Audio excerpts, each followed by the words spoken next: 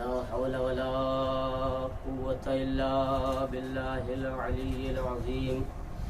أعوذ بالله من الشيطان اللعين الرجيم. بسم الله الرحمن الرحيم. الحمد لله رب العالمين بارئ الخلائق أجمعين فاطر السماوات والأرضين باعث الأنبياء والمرسلين الذي تفرد بالأولية والقدم ووسم كل شيء ما عداه بالفناء والعدم. ثم الصلاة والسلام والتحية والإكرام على الرسول النبي الأمي القرشي المكي الهاشمي الابته التهامي السيد البهي السراج المضيء الكوكب الدري صاحب الوقار والسكينة المدفون بأرض المدينة العبد المؤيد والرسول المسدد المصطفى الأمجد المحمود الأحمد أبي القاسم محمد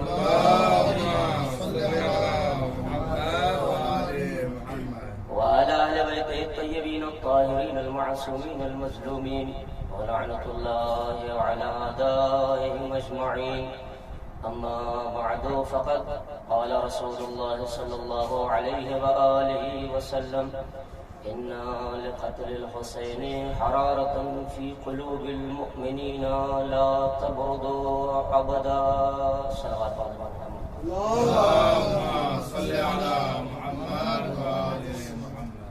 سرکار دو عالم حضرت ختم مرتبت فخر موجودات امیر ممکنات مولائے کائنات حلال مشکلات حضرت محمد مصطفیٰ صلی اللہ علیہ وآلہ وسلم وروحی و ارواح العالمین الفدا کا ایک آفاقی اور عالمی فقرہ جس میں آپ امام حسین علیہ السلام کی عزاداری ان کا ذکر اور ان کی عظمت کے سلسلے سے کائنات کو خطاب کر کے پیغمبر ارشاد فرما رہے ہیں کہ دیکھو ان لقتل الحسین حرارۃ فی قلوب المؤمنین لا تبرد ابدا. یقیناً امام حسین علیہ السلام کا قتل ہونا شہید ہونا یہ ایک ایسی حرارت ہے مومنین کے دلوں میں لا تبرد ابدا جو ٹھنڈی ہونے والی نہیں ہے.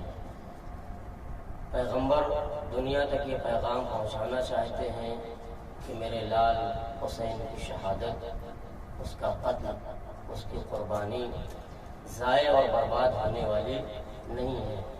اب زمانہ آتا ہے آتا رہے زمانہ بدلتا ہے بدلتا رہے وقت کے فرائض اور زمانے کے نمارد آتے رہے مگر ذکر حسین پر کوئی آنچ آنے والی نہیں ہے. وقت بدلتا ہے تو بدلتا رہے لوگوں کا مزاج بدلتا ہے تو بدلتا رہے حالات بدلتے ہیں تو بدلتے رہیں کیفیتیں بدلتی ہیں تو بدلتی رہیں مگر امام حسین علیہ السلام کا ذکر اور قتل اور ان کی شہادت ایک ایسا چراغ ہے جسے نہ وقت کی آدیاں بجھا سکتی ہیں نہ فرائض وقت کا ظلم بجھا سکتا ہے اور نہ آفتیں اور مصیبتیں اس کی لووں کو کمزور کر سکتی ہیں. عزیزان گرامی جب داعش جیسے چھپے ہوئے دشمن کے دور میں امام حسین علیہ السلام کا تذکرہ کم نہیں ہوا. یہ تو کورونا چور ہے مرض جسے پتہ ہی نہیں کہاں سے آنا ہے. یہ اور بات ہے کہ اب وہ ازدحام وہ کثرت نہیں ہو رہی ہے مگر اس حساب سے اگر دیکھا جائے تو ذکر حسین کہا گیا تھا گھر گھر میں منایا جائے گا. پہلے کیا تھا ایک امام باڑے میں مجلس ہو گئی ایک جگہ ختم مگر اب اگر 4 گھر ہیں تو 4 گھروں میں مجلسیں ہو رہی ہیں. 4 ذاکر کو ثواب مل رہا ہے پڑھنے کا ورنہ ایک جگہ ہوتی تھی ایک ذاکر نے 10 ذاکرین نے خمسہ پڑھ دیا اور عشرہ پڑھ دیا مل جل کے وہ ہو گیا. مگر اب جو ہو رہا ہے چینل بھی کھل رہے ہیں فاؤنڈیشن بھی بن رہے ہیں یہ ذکر حسین کی ترقی کا ایک ذریعہ ہے. پیغمبر ارشاد فرماتے ہیں کہ ایسی حرارت ہے امام حسین علیہ السلام کا قتل نہ اسے دنیا بجھا سکتی ہے اور نہ مومنین کے دلوں سے مٹایا جا سکتا ہے امام حسین۔ اب حالات بدلتے ہیں، بدلتے رہیں، زمانہ ترقی کرتا ہے، ترقی کرتا رہے۔ عزیزان گرامی، اب یہ نہ سمجھیے کہ امام حسین کا ذکر کم ہوا ہے، بلکہ اس کورونا کے دور میں امام حسین کے ذکر نے اور ترقی کی ہے۔ پہلے تو آدمی، چلو ہم 10 آدمی گاؤں کے لوگ سن لیا کرتے تھے، نہ فیس بک پہ آتا تھا، نہ اور دوسرے یوٹیوب وغیرہ پہ اس کا تذکرہ ہوتا تھا۔ اب پوری دنیا ذکر حسین کو سن رہی ہے، اب پوری دنیا ذکر حسین کو محسوس کر رہی ہے، اور دنیا کو بتایا جا رہا ہے کہ دیکھو ذکر حسین نہ سرحدوں میں پابند ہو سکتا ہے، نہ وقت اور حالات کی زنجیریں اس کے ذکر کو پہنائی جا سکتی ہیں، نہ سرحدیں اسے قید کر سکتی ہیں، نہ زمانہ اسے قید کر سکتا ہے، نہ بادشاہانے وقت اسے قید کر سکتے ہیں۔ اور شاید یہی وجہ ہے ذکر حسین کو ہر زمانے اور ہر حالات میں مٹانے کی کوشش کی گئی، پابند کیا گیا، مگر نہ متوکل تھا مٹانے والا، مگر نہ آج متوکل کا نام لیا جا رہا ہے، نہ کسی اور ظالم بادشاہ کا نام لیا جا رہا ہے۔ امام حسین کا تذکرہ کل بھی باقی تھا، آج بھی باقی ہے، اور انشاءاللہ صبح قیامت تک باقی رہے گا۔ ایک صلوات پڑھ دیجیے مل جل کے محمد و آل محمد۔ اِنَّا لِقَتْلِ الْحُسَيْنِ حَرَارَةٍ فِي قُلُوبِ الْمُؤْمِنِينَ لَا تَبْرُدُ أَبَدًا۔ یہ ایسی حرارت ہے، یہ ایسی گرمی ہے جو انسانی مزاج کو ہمیشہ ابھارتی رہے گی کہ ذکر حسین کرنا چاہیے، ذکر حسین ہونا چاہیے۔ عزیزان گرامی، ذکر موضوع جو میں دیا گیا ہے وہ امام حسین علیہ السلام اور کربلا، تعارف امام حسین۔ کربلا کیوں نکلے امام حسین نے، کیوں قربانی دی؟ لوگ کہتے بھی ہیں کہ ادھر بھی نمازی تھے، ادھر بھی نمازی تھے، مگر وہ فرق تو بتایا جائے کہ ہاں کیسے امام حسین علیہ السلام کا ذکر دنیا تک پہنچے گا، اور کہ امام حسین علیہ السلام نے کیوں قیام کیا، دنیا کو بتایا جائے کہ امام حسین علیہ السلام کے قیام کا مقصد کیا تھا۔ جب ادھر بھی نمازی تھے، ادھر بھی نمازی تھے، ادھر بھی قرآن کی تلاوت کرنے والے، ادھر بھی قرآن کی تلاوت کرنے والے، ادھر بھی حافظ تھے، ادھر بھی حافظ تھے، تو جب دونوں طرف تھے تو کون سا ایسا امتیازی نقطہ تھا جو دونوں گروہوں میں فرق کر رہا تھا؟ جو ادھر تھا ادھر نہیں تھا، جو ادھر تھا وہ ادھر نہیں تھا۔ وہ امتیازی نقطہ صرف امام حسین علیہ السلام کی ذات اقدس تھی جو فرق کر رہی تھی کہ حسین ادھر ہے ادھر نہیں ہے۔ معرفت امام پہچانا جائے، بتایا جائے، اور خود امام حسین نے اپنے نکلنے کا مقصد بھی بتایا ہے، وہاں تک نہیں جانا ہے۔ امام حسین سے جب بیعت کا مطالبہ کیا اور کہا گیا کہ آپ بیعت کریں، تو جب دربار میں پہنچے ہیں مدینے میں ولید کے، دیکھیے امام حسین نے اپنا یہی سے تعارف کروایا ہے۔ میں نے کہا دونوں طرف سے نمازی، روزے دار اور زکات دینے والے، خمس دینے والے اور قرآن پڑھنے والے، تلاوت کرنے والے، حافظان قرآن دونوں طرف تھے، مگر فرق امام نے پہچانوایا کہ پہلے مجھے پہچان لو پھر کسی اور کو پہچاننا۔ جب تک میری معرفت سچی نہیں پہنچے گی تب تک کربلا کے مقصد کا حل آپ تک نہیں پہنچ سکتا کہ امام حسین نے اتنا بڑا کاروان کیوں تشکیل دیا اسلام کو بچانے کے لیے اور دین اور مذہب کو بچانے کے لیے۔ بھرا دربار امام سے جیسے ہی بیعت کا مطالبہ کیا گیا تو امام نے کیا کہا؟ امام نے ایک عجیب اور غریب انداز سے اپنا تعارف کروایا ہے اور دنیا کو بتایا کہ پہچان لو پہلے کہ میں حسین کون ہوں اور کس سے تم بیعت کا مطالبہ کر رہے ہو۔ حسین کی شخصیت کیا ہے، حسین کی ذات کیا ہے، حسین کی اہمیت و فضیلت و عظمت و بزرگی کیا ہے کہ تم حسین سے بیعت کر رہے ہو، لے رہے ہو، مانگ رہے ہو۔ امام حسین نے فرمایا انا، جیسے بیعت کا مطالبہ کیا تھا سنو، انا اہل بیت النبوت ومعدن الرسالت ومختلف الملائکہ ومحبت الوحی ومحل الرحمہ۔ پہچانو حسین کون ہے۔ میں کہوں گا مولا آپ سے بیعت کا مطالبہ کیا جا رہا ہے، آپ اپنا تعارف کیوں کروا رہے ہیں؟ کہ بتانا تو یہی چاہ رہا ہوں کہ بیعت کس سے مانگی جا رہی ہے اور کون بیعت کا مطالبہ کر رہا ہے۔ پہلے دنیا امتیازی نقطے کو تو پہچان لے کہاں لڑائی ہے اور کہاں جھگڑا ہے۔ پہلے دنیا پہچان لے بیعت کا مطالبہ کس سے کیا جا رہا ہے اور کیوں کیا جا رہا ہے اور بیعت کا مطالبہ کرنے والا کون ہے۔ آواز انا اہل بیت النبوت، سنو ہم سے بیعت کا مطالبہ کر رہے ہو تو پہچان لو ہم کون ہیں، ہم اہل بیت النبوت ہیں، ہم معدن رسالت ہیں۔ آواز بولا، معدن رسالت، اہل بیت النبوت، نبی کے رشتہ دار نہیں، رسول کے رشتہ دار نہیں، نبوت و رسالت کے رشتہ دار۔ معدن کہہ رہے ہیں، معدن اس جگہ کو کہا جاتا ہے جہاں سے سارے معادن نکلتے ہیں۔ امام فرما رہا ہے، بتانا چاہتے کہ دیکھو جو نبوت و رسالت کا سلسلہ چلا ہے وہ کہیں اور سے نہیں گیا، بنیاد اس کی ہمارا گھرانہ اور ہمارا خاندان ہے۔ سبحان اللہ سبحان اللہ۔ نبوت و رسالت ہمارے یہاں سے چلی ہے۔ سبحان اللہ۔ اور شاید اشارہ ہو امام کا، کن تو نبی و آدم و بین الماء والطین، تم کس سے بیعت کا مطالبہ کر رہے ہو؟ میں تو وہ ہوں جس کا نانا اس وقت بھی نبی تھا جب آدم آب و گل کے درمیان تھے۔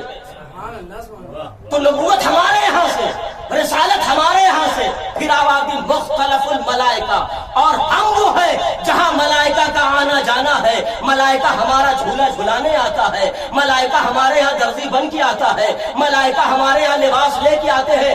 امام بتانا چاہتے ہیں کہ دیکھو یہ جو شخصیتیں ہیں جہاں وحی کا نزول ہوتا ہے اس سے بیعت کا مطالبہ کر رہے ہو جہاں ملائکہ کا آنا جانا ہے۔ وَمَحْبَةُ الْوَحِي، اور ہمارے یہاں وحی آتی ہے۔ وَمَحَلُّ الرَّحْمَةِ، اور رحمت کا مرکز اور محل اور مکان ہم ہیں جہاں رحمت رہتی ہے۔ عزیزان گرامی، ہو سکتا ہے بلکہ یقین ہے امام اشارہ کرنا چاہتے ہیں، کہا تم یہ نہ سمجھو محل رحمت ہی نہیں بلکہ ہمارا نانا تو رحمت للعالمین ہے، اسی کے اوپر وحی آتی ہے۔ یہ اپنا تعارف کروا، اس کے بعد آواز دیتے بنا ختم اللہ، بنا فتح اللہ و بنا ختم، میں وہ ہوں، ہم وہ ہیں جس سے آغاز کائنات ہوتا ہے اور انتہائی کائنات بھی ہوگا۔ شاید امام کا اشارہ ہو کہ ہم سے آغاز نبوت، آغاز رسالت، آغاز وحی ہوا ہے، ہم سے آغاز رحمت ہوا ہے، ہماری وجہ سے کائنات خلق کی گئی ہے اور ہماری ہی وجہ سے کائنات آخر میں مٹے گی۔ ہمارے قائم کا جب ظہور ہوگا تو امام بتانا چاہتے بنا فتح اللہ، ہم سے اللہ نے کائنات کی ابتدا کی ہے جب کچھ نہ تھا، نہ زمین، نہ آسمان، نہ ستارے، نہ سیارے، نہ چاند، نہ سورج، نہ فلک، نہ انبیاء، نہ مرسلین، نہ ملائکہ، جب ہو کا عالم تھا اور قدرت تنہا بے نیازی کے عالم میں تھی، اس وقت اللہ نے ہمارے نور کو خلق کرنے کے بعد کائنات کو وجود میں لانے کا تصور کیا ہے۔ ہماری وجہ سے کائنات وجود میں آئی ہے اور ہماری وجہ سے ختم ہوگی۔ یہ اپنا تعارف کروایا ہے امام نے کہ میں یہ ہوں، میں وہ ہوں۔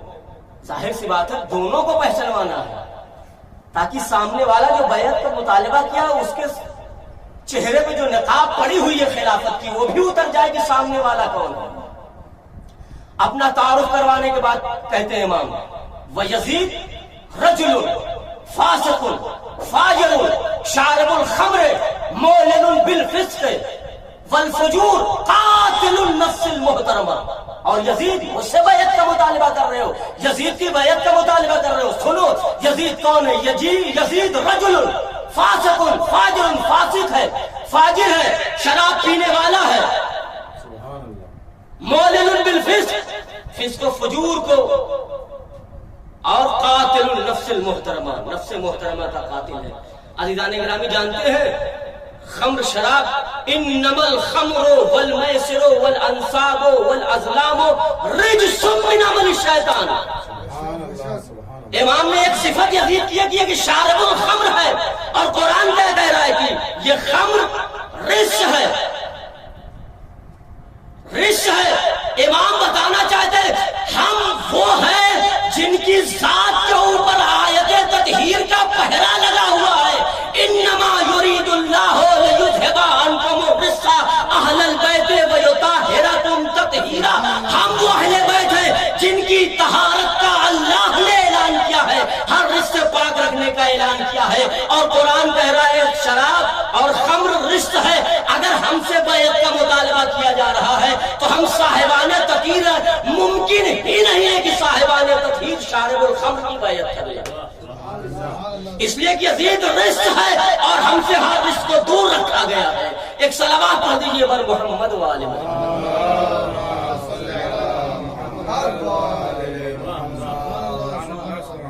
اب اس کے بعد امام فرماتے ہیں نصبح و تصبحون، ہم بھی صبح کرتے ہیں تم بھی صبح کرو، ننتظر و تنتظرون، ہم بھی انتظار کرتے ہیں تم بھی انتظار کرو۔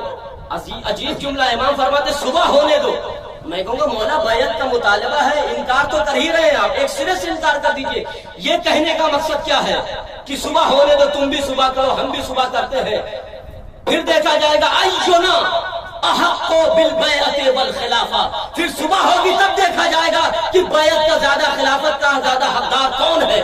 عزیزان گرامی امام بتا دے اینا احق بالبیعت والخلافہ، پھر دیکھا جائے گا کہ بیعت و خلافت کا زیادہ حقدار کون ہے۔ عزیزان گرامی امام بتانا چاہتے ہیں کہ دیکھو جس سے بیعت کا مطالبہ کیا، امام کہہ رہے صبح ہونے دو، میں کہہ رہا ہوں مولا صبح کی شرط کے واجب نہیں، آواز دے ہمارا جو بھی کام ہوتا ہے وہ علن اعلان ہوتا ہے، چاہے غدیر کے میدان میں خلافت بنانا ہو۔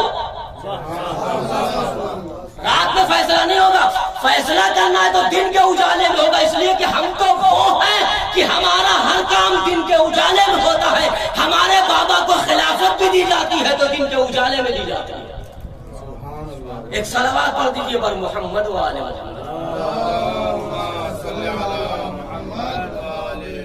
امام نے کیا اینا احق بالبیعت والخلافہ، صبح ہوگی پھر دیکھا جائے گا کہ بیعت و خلافت کا زیادہ حقدار کون ہے۔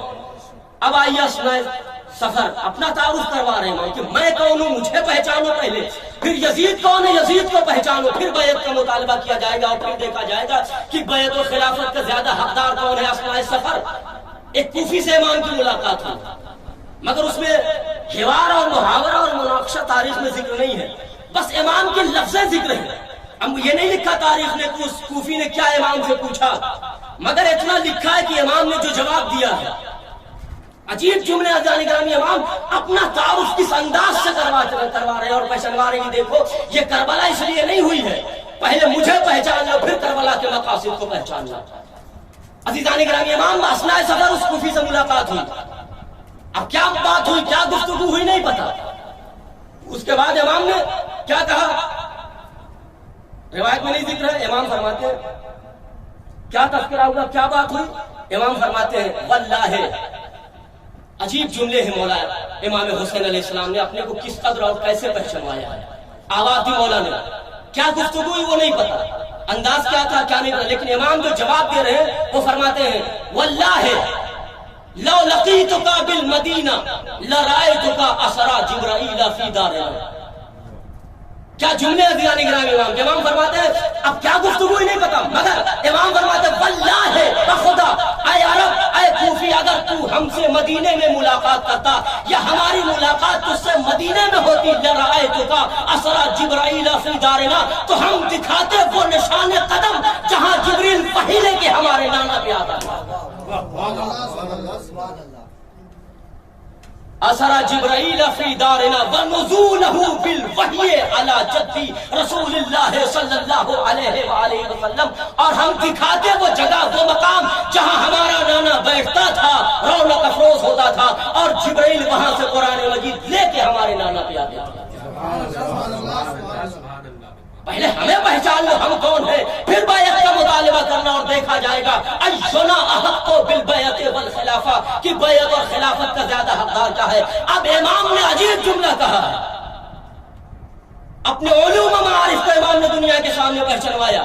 پہلے ہمیں پہچانو، ہمارے یہاں وحی آتی ہے، ہمارے یہاں جبریل آتے ہیں، ہمارے یہاں نزول وحی ہوتی ہے، جبریل کا آنا جانا ہے، ملائکہ کا آنا جانا۔ پھر امام ایک مرتبہ آواز دیتے ہیں من عندنا مستقل علم، عجیب فکر امام کے، من عندنا مستقل علم، ہم وہ ہیں جہاں سے علوم و معرفت کے آبشار رہتے ہیں۔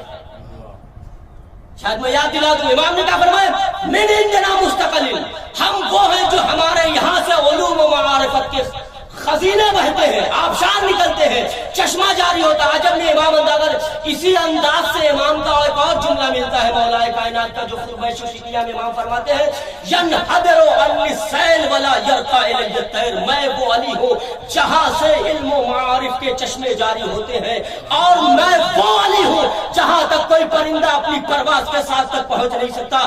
عزیزان گرامی یہاں امام کیا کہہ رہے ہیں، امام یہاں اپنے کو پہچانوا رہے ہیں کہ دیکھو ہمارا علم سے رابطہ ہے، ہمارا علوم سے رابطہ ہے، ہمارا توحید سے رابطہ ہے، ہمارا رسالت سے رابطہ ہے، ہم جاہل نہیں ہیں، ہم پڑھے لکھے ہیں، ہمارا کسی ایسے سے تعلق ہے۔ عزیزان گرامی آواز من عندنا مستقل، ہم سے علوم و معارف کے آبشار بہتے ہیں۔ مولا کائنات آواز دیتے فرماتے ہیں ینحدر عن السیل ولا یرقى الی الطیر، میں وہ علی ہوں جہاں سے علوم و معارف کے چشمے نکلتے ہیں، میں وہ علی ہوں، میری عظمت و عفت و رفعت اتنی بلندی پہ ہے کہ اگر طائر فکر و خیال علی کی عظمتوں کو در کرنا چاہے تو بالوں پر ٹوٹ جائیں گے، مگر علی کے علوم و معارف کو در نہیں کیا جائے گا۔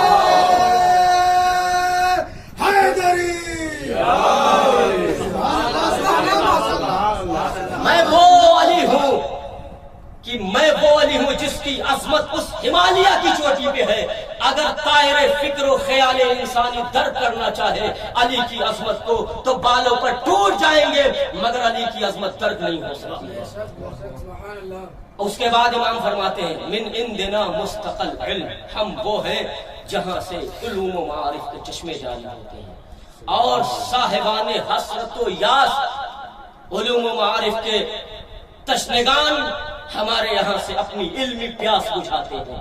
ہم نہ ہوتے تو پتہ نہ چلتا کہ اللہ کون ہے، ہم نہ ہوتے تو معرفت الہی نہ ہوتی، ہم نہ ہوتے تو اللہ کی معرفت نہ ہوتی۔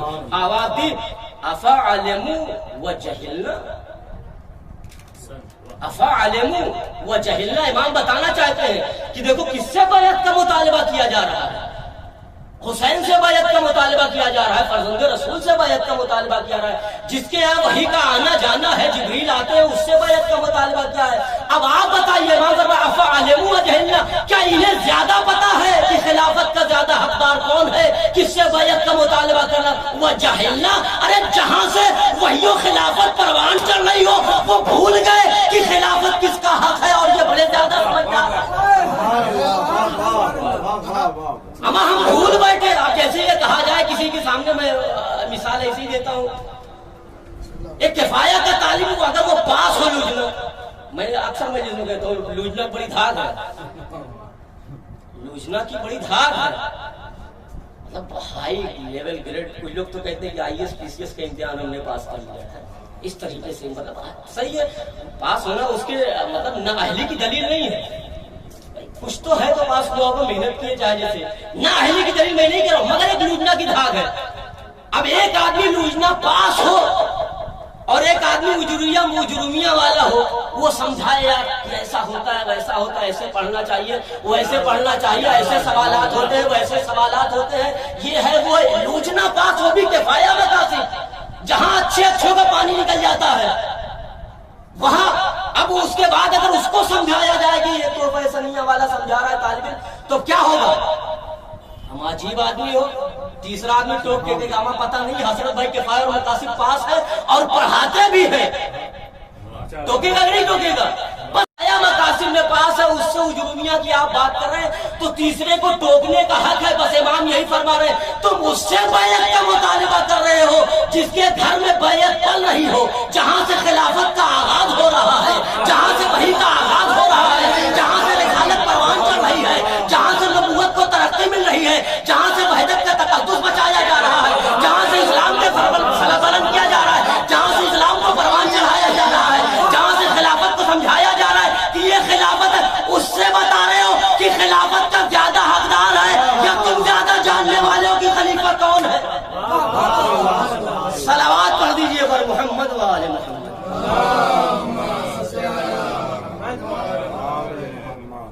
حسین کو بتا رہے ہو جہاں سے وحی چلی، جہاں سے نبوت چلی، جہاں سے سلسلہ عصمت چلا ہے، اور یہی اپنا تعارف تھا جس امام کو جیسے جب موقع ملا ہے اپنا تعارف کروایا ہے۔ اور امام حسین نے عصر عاشور جنگ سے پہلے امام نے خطبے میں بھی ارشاد فرمایا ہے، پہلا خطبہ ہے امام ارشاد فرماتے ہیں، شاید میں نے کہا وہ بھی جانتے تھے کہ امام کون ہے، مگر نہیں، ایسے موقع اور محل پر لا کے امامت کو کھڑا کر دیا تھا کہ امامت کو اپنا تعارف کروانا پڑ رہا ہے۔ آواز دیتے امام فانسبونا،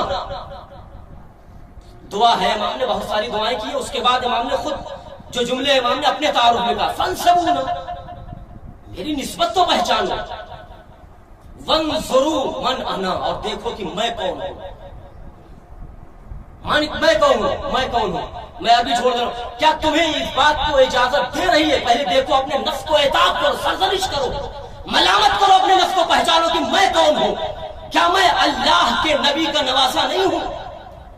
کیا میں نبی کی بیٹی کا بیٹا نہیں ہوں؟ کیا میں اس کا بیٹا نہیں ہوں جو وصی نبی ہے؟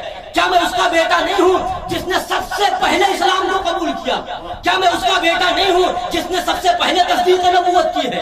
کیا میں اس کا بیٹا نہیں ہوں جس نے سب سے پہلے رسول کی تصدیق کی ہے اور ہر اس چیز کی تصدیق کی ہے جو دنیا میں پیغمبر لے کے آئے تھے؟ کیا تم نہیں پہچانتے کہ میں کون ہوں؟ کیا تم نہیں جانتے کہ حمزہ میرے بابا کے چچا ہیں؟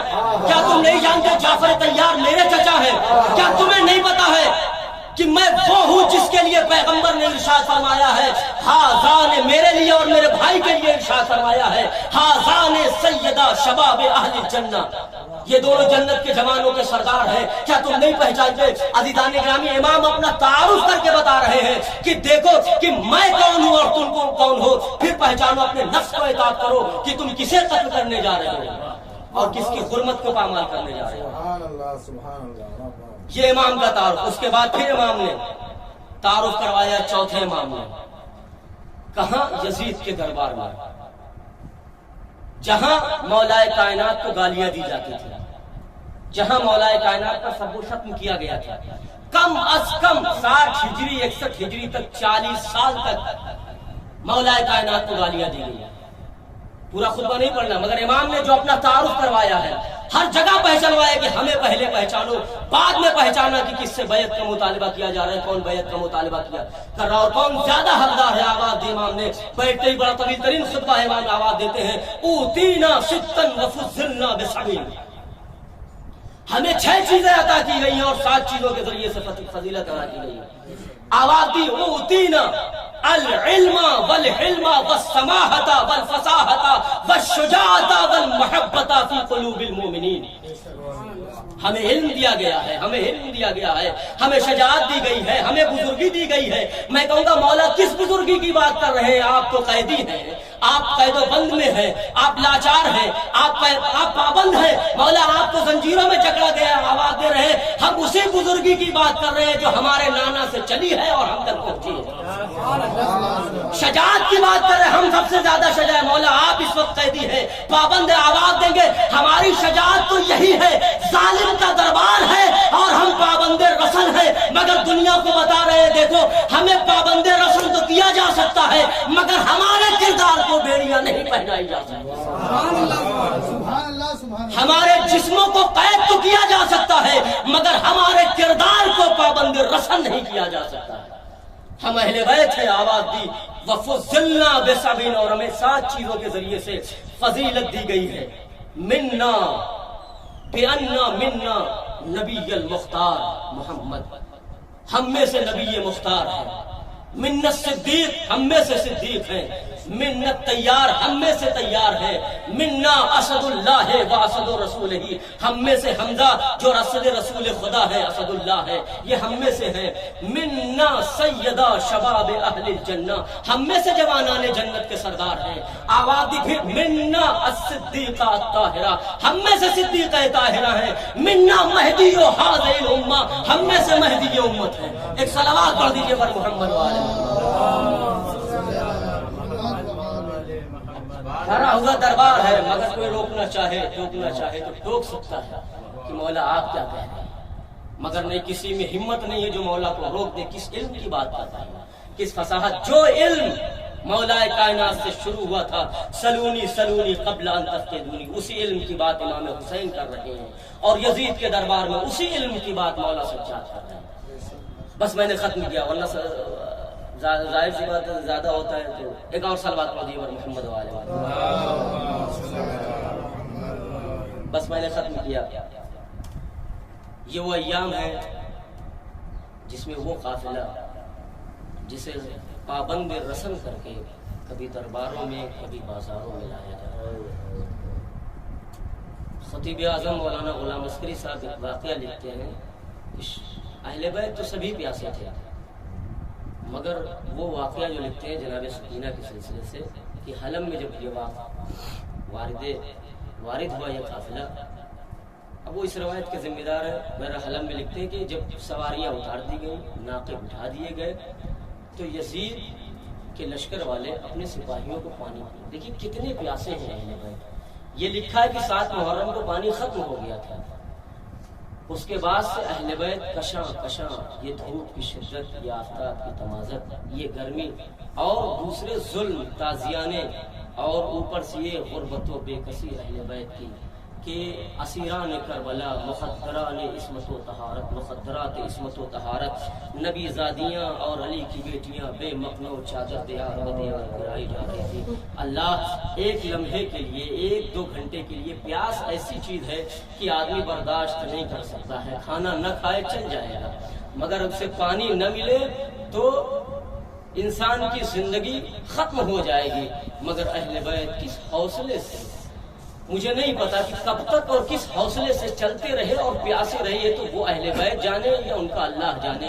مقاتل نے لکھا ہے کہ مولانا پڑھا کرتے تھے کہ جب مقام حلب پہ قافلہ پہنچا تو علی کی وہ حسین کی وہ بیٹی، علی کی وہ پوتی جسے سکینہ کہا جاتا تھا، حسین کہتے ہیں، مولا فرماتے ہیں، نماز شب میں مانگا تھا جناب سکینہ کو امام حسین نے.